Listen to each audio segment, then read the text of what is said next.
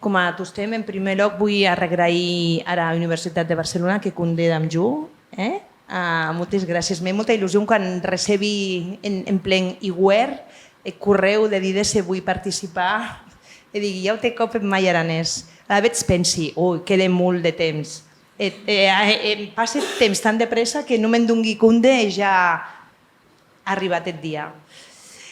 En tot pensar legendes, digui, quina legenda pugui contar perquè ja n'he contat unes quantes. En tot comentar amb gent amiga mia de la Vall d'Aran i Acro, doncs decidiríem aquestes tres. Ho hem vist en programa, que són unes llegendes que totes, per hasard, han com a una base religiosa, perquè són... Ell era una legenda del meu poble, del poble de la meva mai, que avui ha vengut, i som molt contenta, que ell molt gran ha vengut en Quiassans, ell de Bossós. Ell una legenda de Bossós, i després contaré Bossós. Coneixets la Vall d'Aran? Hi ha res que no ha anat ja més a la Vall d'Aran? No, tu ja ho ets estat. Sabràs que Bossós és un poble que ell, en a part de baix de tot, tocant a la Terniera, tocant a Occitània. Les altres dues són dues llegendes de la part nauta de la Vall d'Aran.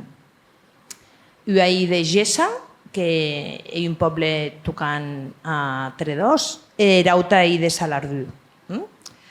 I ara veig, quan me les premania, pensé, totes, no sabis, dieu vam a semblar que menu a Gleisa, tot hi tema religiós més, per a l'altre costat pensi que la base de la nostra cultura hi aquesta. Per tant, són llegendes i tradicions molt arraitzades en els pobles, en la cultura, en les estes, en les celebracions que sent.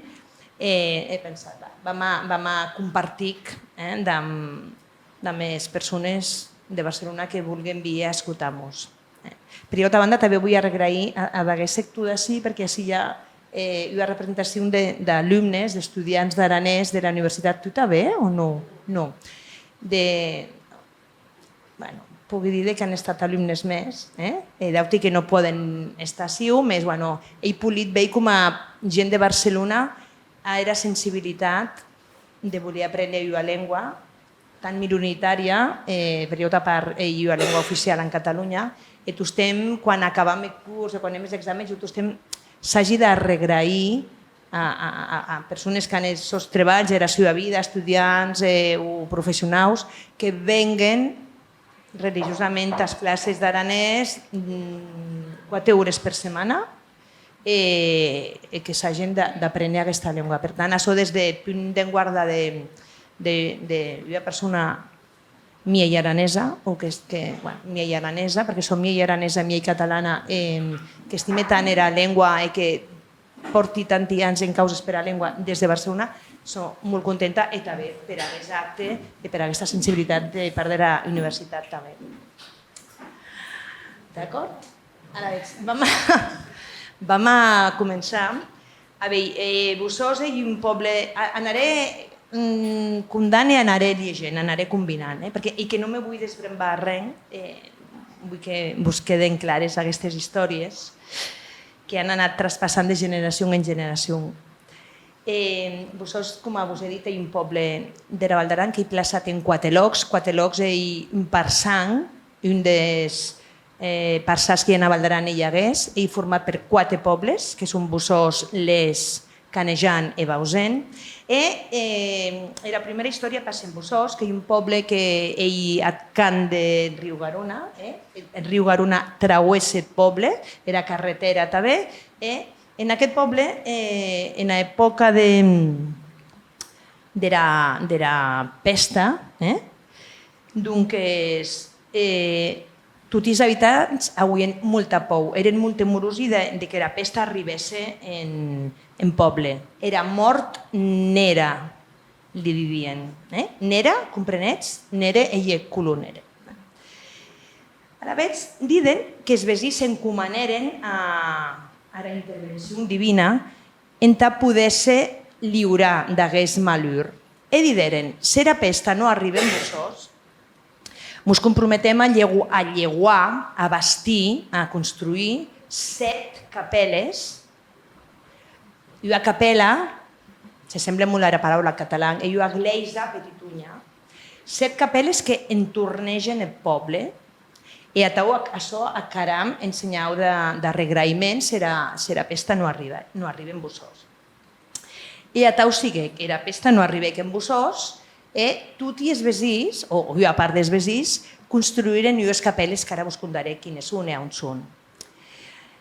Hi ha altra versió, que era altra versió de la llegenda dits que les capeles se construïren quan se començaven a entendre els rumors de l'arribada de la pesta o de morts en zones properes a la Val d'Aran, construïren les capeles abans de que la pesta s'apropés a la Val d'Aran, com a una mesura de protecció abans que arribés. No com a arregraïment quan ja havia passat i no s'havia morit a res, sinó com a prevenció. En tot cas, el poble de Bussós, entornejat de 7 capeles molt polides, i aquestes capeles han cada una el dia de la seva festa, i quan tots els vesins acudissin a la missa, cada una ha com una petita tradició. Per exemple, normalment quan s'acaba la missa en les capeles se repartís pa o coca o moscatell en acabar la missa, o se dansen balls aranesi el dia... Vos vau dir quines són vam haver, perquè se coneixés ensenyar Bussós, a un illet pont hi havia una capella que era de Sant Fabià i Sant Sebastià, que en tot travessa el pont. Se vam tot sud, ens trobam la capella de Sant Roc, que és patró de Bussós, que Sant Roc, això m'enteré a G, era de Montpellier. Tostem anau de Metzón canyot. Sabeu què és un canyot? Un can. És un animal domèstic. Uau. Bup. Sant Roc anau i tostem damunt un canyot. No sabeu si coneixeu la imatge, més ell tostem figura damunt un canyot. Dits era llegenda, saber que els miracles que hi haguessin era que quan el can le caue les herides de qualque persona que era malherida o malauta, se guaria. Ara veig ell com a el miracle de Sant Roc. Per tant, com era de Montpellier, sembla que en Occitània hi ha força pobles que han era devoció que han a Sant Roc com a patró. En la Val d'Aran n'hi ha 3, que són Bussós, Bausen i Vilamós. El dia de Sant Roc hi ha esta grana. Anau a dir, en barri de Sant Roc, aquesta missa, se repartís coca, moscatell, ell no estieu. Després hi ha 2 capeles que són... Hi ha 3 capeles que són en nord del poble, en la part de la muntanya. Una és Miell de Ruïda, que és Santa Eulàlia, i altra que és Sant Joan Crisòstom. I aquesta hi ha una història molt polida, perquè aquesta capeleta que en la part de nau de tot el poble, un any, jo me'n brembi, jo era petita, que hi hagué una nyeuada impressionant en Bussós, molt grana, i hi hagué un laueig. Un laueig, saps què? Quan era nyeu, que era muntanya. I comença a baixar en tot rodar. Aquesta capella dividic era nyeu, dividic el camí de la nyeu, perquè si no, era nyeu anava a parar just dessús del poble. A la vegada, evitec que era nyeu destruís les cases que hi ha en Bussós en la part de nau, que les hauria destruït perquè era força siguet grana.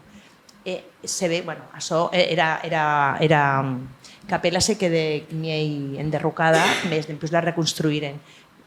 Això tot temps s'ha rebrembat com a un acte de salvació divina, o com a vulguis que ets dir. Després hi ha Sant Cerat, que hi ha les capelles que hi ha les vistes més polides de tot el poble.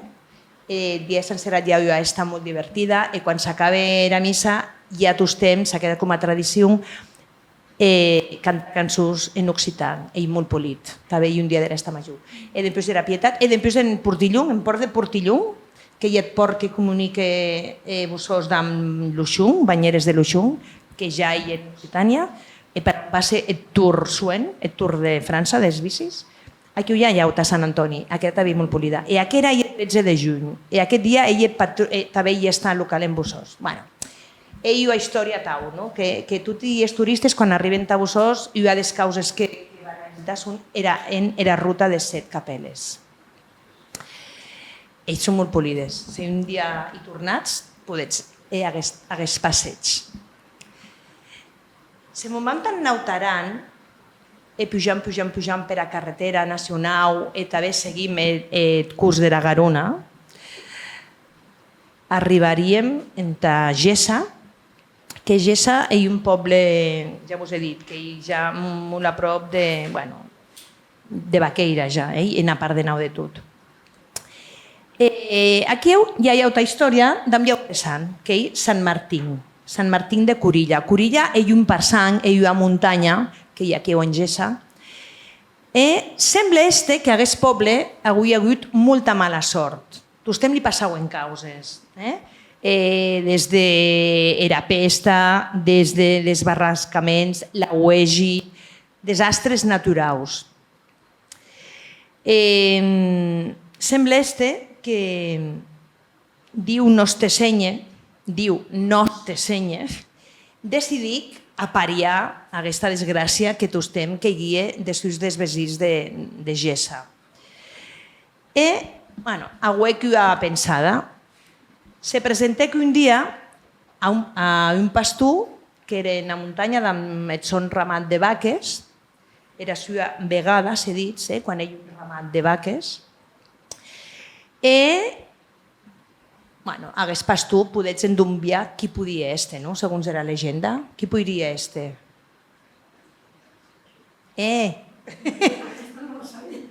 Però quan se presenta cau carrer és un personatge atau demana cau carrer, a qui representa? Bueno, però era bon. Era bon. Igual, era Sant Martín, no? Però a res a Xavier, de moment. I li digué al pastor, has de baixar al poble i dir a tota la gent i al Consell, a l'Ajuntament, que en aquest lloc han de bastir una capella. Aquest lloc era un lloc de molt difícil accés, era un lloc en mig de la muntanya de Corilla, no era bric fàcil de bastir a res. El pastor, m'hi espantat, baixar a Gessa, diré que això, evidentment, a res se creigué a res de dir aquest pastor. Torna a pujar a Corilla, li dits a aquesta aparició que a res se l'havia cregut, i aquesta aparició, que de Sant Martín s'enfadec, en aquest cas li sé que és geni, agarra que era seva man, era marquec et desús d'una peira, d'un callau. I sembla que aquella peira encara hi ha aquí, al costat de la capella, de la man mercada. I no són que se quedec tranquil de maçó, que agarra que la man i la metec en la testa del pastor. I li digué, torna a baixar a veure què passa. De la gent de Gessa.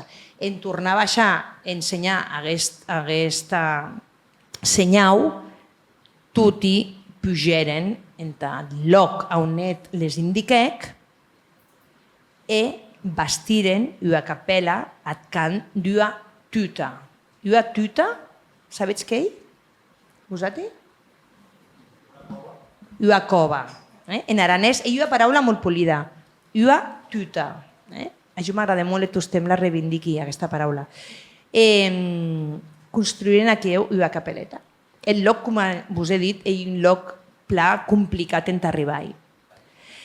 I a la vegada que no sé què decatau era causa.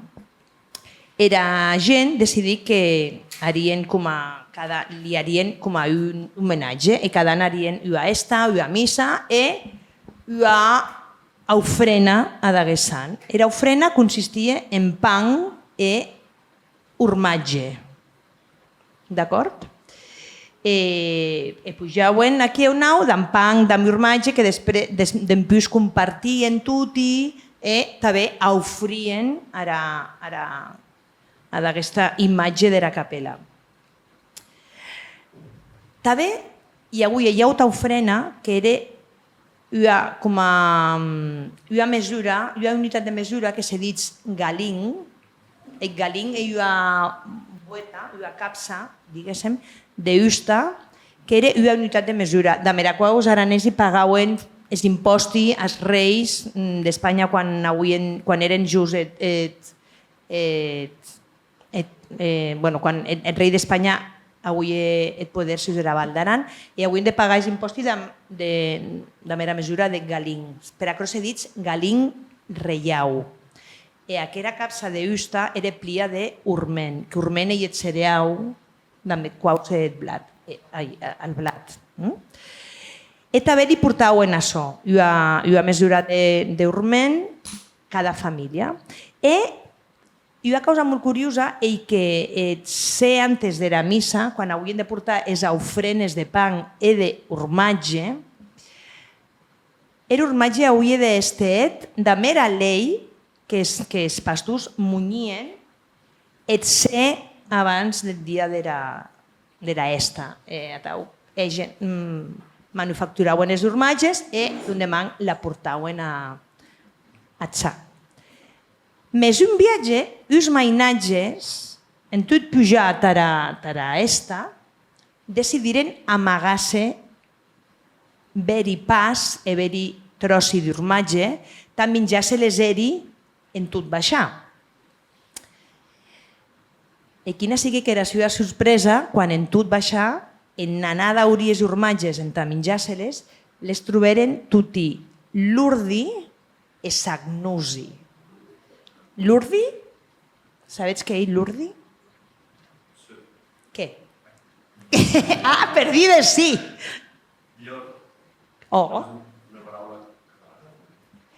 L'urd és un adjectiu en aranès que significa el contrari de net. L'urd. Llord. L'urda. Que hi ha un joc de paraules, bon brembats, ja que en temes religiosos, hi ha un joc de paraules, hi ha una Mare de Déu que és molt venerada, molt, en França, en Occitània, en Catalunya, en Espanya, per tot, que ella en Occitània, que és el santuari de la Mare de Déu de Lurda. Lurda, perquè és el nom de... Perquè diuen que aquesta història, que quan era Mare de Déu se li apareixia cada que era pastoreta, que se diria Bernadeta, li parlé que en occità. Era inscripció que hi ha aquí en la tuta, ell escrita en occità. Era Mare de Déu se dit en occità, ell Lurda, que és Lourdes. Curiosament, si cerquéssim el significat, voleria dir de bruta, però això és un joc de paraules, vull dir que coincidís. Total, que aquests imaginatges, me'n torni a Gessa, aquests imaginatges se trobaren de maçó, que no poderen ni prendre urmatge, ni prendre pan, i aquí que se quedec. La darrera causa curiosa d'aquesta història és que aquesta capella, que és tan petita, que són que avui hi ha cabuda, hi ha capacitat entre 30 persones, diuen que la gent se quedava meravellada en veure com en acabar la missa començaven a llegir persones, com si la capacitat tot un cop augmentés i aquí ho laguens i quedessin tots els vestits de gessa. Ja sabeu que tot això són històries que se traspassen, de pares a fills, de generacions en generacions, i que jo les he recollit i ara jo vos les condiatau. I ja sabeu que les històries, com jo les digui als més alumnes, als més escolars petits, són mia llibertat i mia inventades. Per tant, vos quedats de mera part que més vos interessa. Més era llegenda popular i aquesta, en Gessa. I vos he contat una petita història de Baix Aran, vos he contat aquesta de Nautaran i ara que era darrere, que hi com a transversau. En veritat, hauràs vist en Paneu, que la llegenda que era darrere era de Sant Crist de Salardú, i Salardú ja tot hi sabets que hi ha un poble que hi també en Nautaran. I hagués hoquei tocant les pistes d'esquí de Vaqueira i a Pallars. I per què vos digui que hi transversau aquesta història? Doncs és perquè aquesta història comença en Les, en Canejan, que això hi en Bajaran. I diuen que un dia els veïns de Les i de Canejan, que eren per aquí traficant en camp o de més vaques o de més huelles, vederen com en el riu Garuna, vederen com hi ha luts i hi ha figura que remuntava el riu.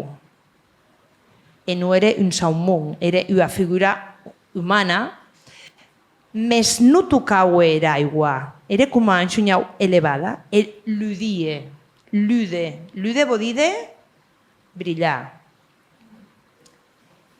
Era una figura de justa, de més braços tienudi, i que remuntava el riu.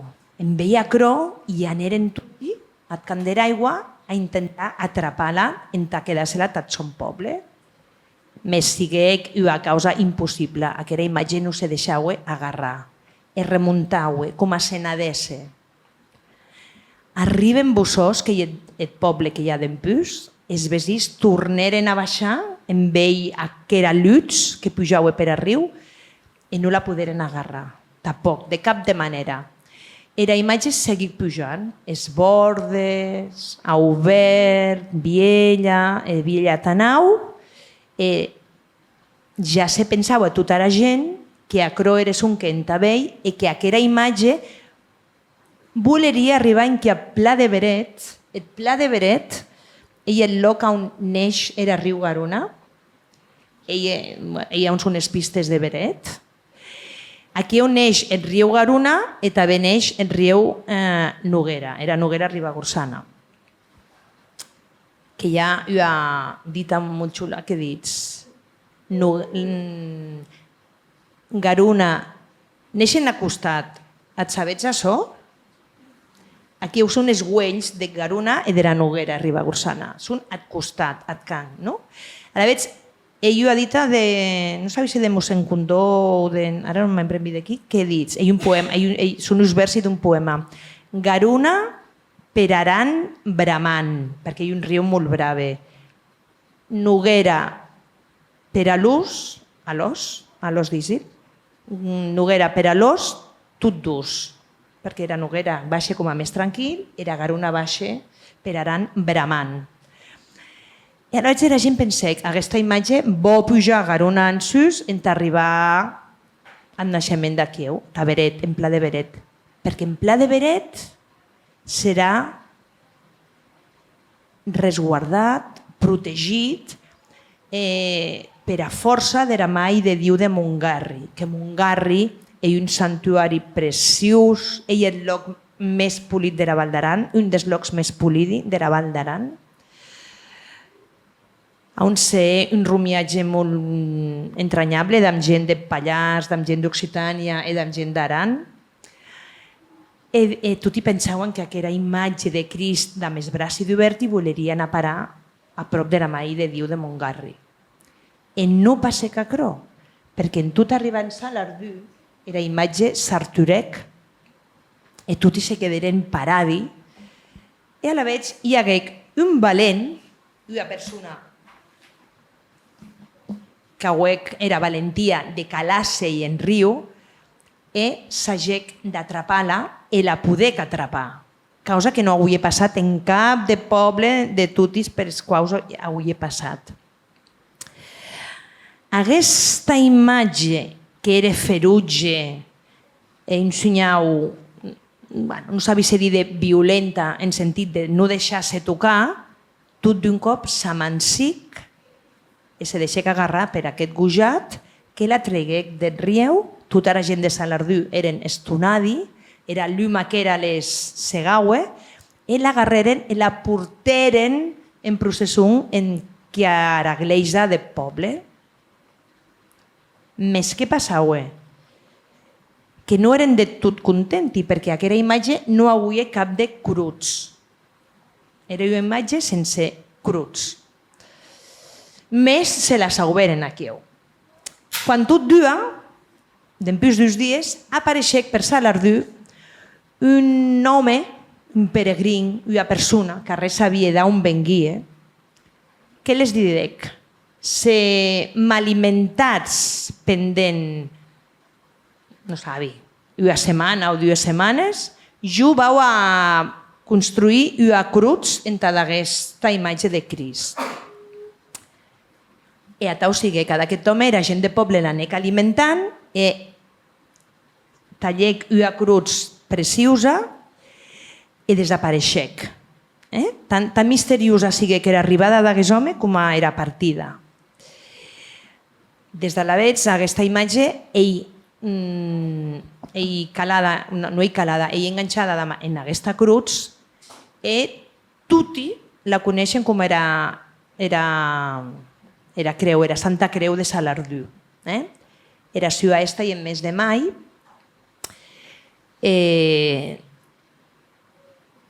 Tostem nyeue molt suent, normalment en molt mau temps. Com eren cansats de que tostem tan mes de mai, el dia de la ciutat esta, ese mau temps, en nyeuesse, encara passe ara. Normalment, el dia de la Santa Cruz de Salardú, eiret.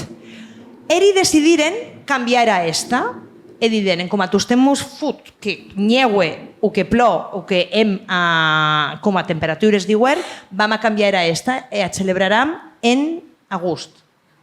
Donc aquest any nyeuec en agost. A la vegada digueren, home, tant per tant, tornam i mos quedam amb el dia original. El 3 de mai. El 3 de mai. I aquest Sant Crist de Salardú encara hi ha altra aventura, perquè és de Pallars, és senyal de l'era, perquè sabi que era viu en Pallars. Salardú és molt a prop de Pallars pel pas natural de Port de la Bonaigua. I en aquelles èpoques d'invasions i de voler haver molt de territori, els comtes, doncs el comte de Pallars invadí que era entrec en Val d'Aran per Port de la Bonaigua amb la intenció d'invadir-la. Els veïns de Salardú, que són els primers que se les traperen, vederen a Cros s'espanteren perquè ells que vederen que ells no podien defensar-se amb totes les tropes que les arribaven, perquè eren en inferioritat claríssima. Què eren? Era la seva solució de tostem. Anar a l'església, agarrar el Sant Crist i treiguer-lo en processó. Total, què passec? Que sembla que el comte de Pallars se quedec sec, perdec era vista. A la vegada, s'espantec molt, manec retirar les seves tropes, s'embarrec en l'església i decidí, perquè et vede que aquerò era caucarrenc, que no eren els seus mas, que no era caucarrenc pels homes, pensé de seguida que era un càstig divin, s'embarrec en l'església i decidí que una novena, que s'ha dit, se passec aquí 9 dies en tot pregar i demanar perdó. I quan passaren 9 dies, avui recobrec era visió. A la vegada, en agraïment, agarrec totes les lances de sos soldats i que construir una reixa que era que ara encara protegís la imatge de Sant Crist en Salardú. Ell molt polida. I una reixa que dins era llegenda que l'ha construït hagués comte de Pallars, el vecí de Pallars, de l'altre costat del port, en agraïment per haver recobrat la visió. Voilà, jo penso que us he contat moltes causes, sabets? D'aquesta manera, com a jo les he atrapat i com a jo les he tenut pendent tota la meva vida, he assajat de contar-vos un tastet de la història més popular i tradicional de la Val d'Aran. De morir que vos hagi agradat. I gràcies per haver-me escoltat i de morir que m'hagués comprenut ben, que hagi parlat a poc, i gràcies perquè jo era molt nerviosa, et saben tota la meva gent, i vull dir que un complement a la meva exposició, que una amiga mia m'ha vist tan nerviosa que m'ha dit, te vau a d'això. Jo dic, gràcies. Que m'ha encantat, com un amulet, però que m'encanta contar causes de la Val d'Aran.